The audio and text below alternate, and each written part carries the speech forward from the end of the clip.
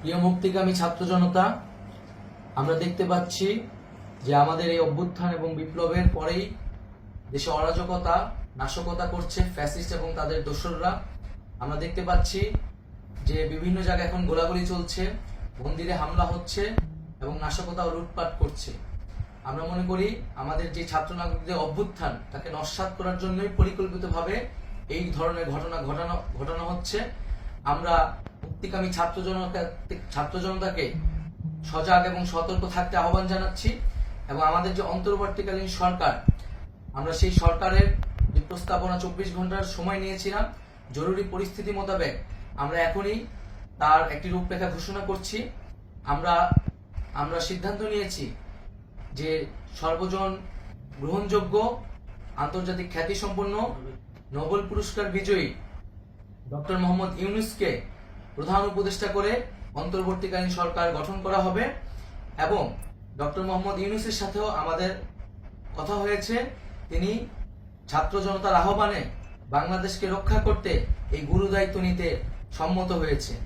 আমরা সকালের মধ্যেই আমরা এই সরকার গঠনের প্রক্রিয়া দেখতে চাই। রাষ্ট্রপতির কাছে আহ্বান থাকবে যে দ্রুত সময়ের মধ্যে ডক্টর মোহাম্মদ ইউনূসকে প্রধান উপদেষ্টা করে অন্তর্বর্তীকালীন সরকার গঠন করা হোক এবং এই অন্তর্বর্তীকালীন সরকারের বাকি সদস্যদের নামও আমরা সকালের মধ্যে ঘোষণা করব।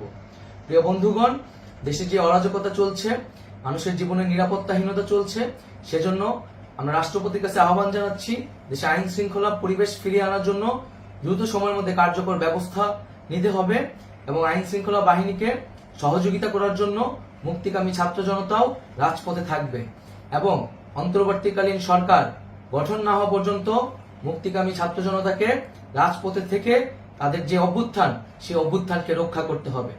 প্রিয় বন্ধুগণ, আমরা রক্ত দিয়েছি, শহীদ হয়েছি। আমাদের যে প্রতিশ্রুতি একটি নতুন বাংলাদেশ গঠন করার জন্য, সেটিকে আমাদের অবশ্যই বাস্তবায়ন করতে হবে এবং অবশ্যই ছাত্র জনতার প্রস্তাবিত সরকার বাদে কোনো ধরনের সরকার কিন্তু মেনে নেওয়া হবে না। আমরা বলেছি কোনো ধরনের সেনা শাসিত সরকার অথবা সেনা সমর্থিত সরকার অথবা এই ফ্যাসিস্টদের দোসরদের কোনো বি টিম সরকার কিন্তু আমরা মেনে নিব না। কোনো গণবিরোধী সরকারকে মেনে নেওয়া হবে না।